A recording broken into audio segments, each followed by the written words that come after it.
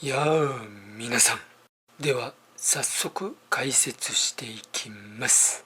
下地レイヤーの上にレイヤーをクリッピングし、ベタ塗りペンで大雑把に色を塗ります。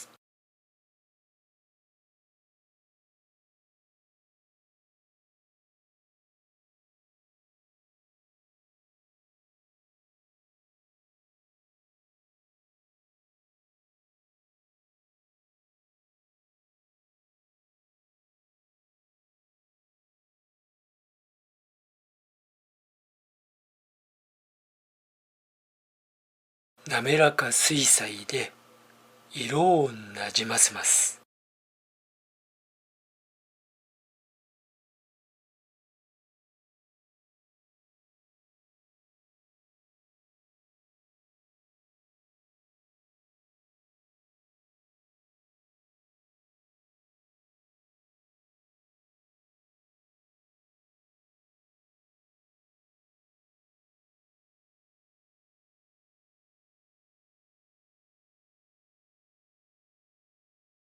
シャツは選択範囲で囲って塗ります。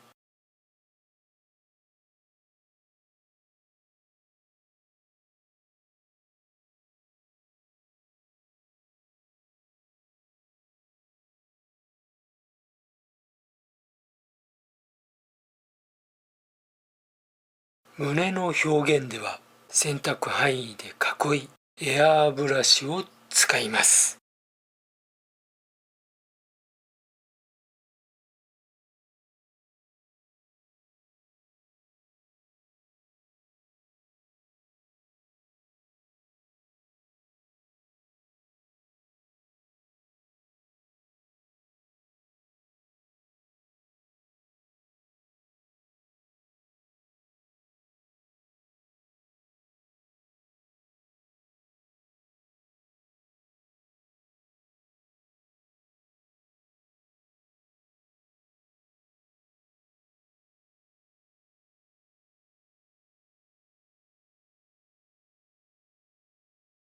色の境目を滑らか水彩でなじませます。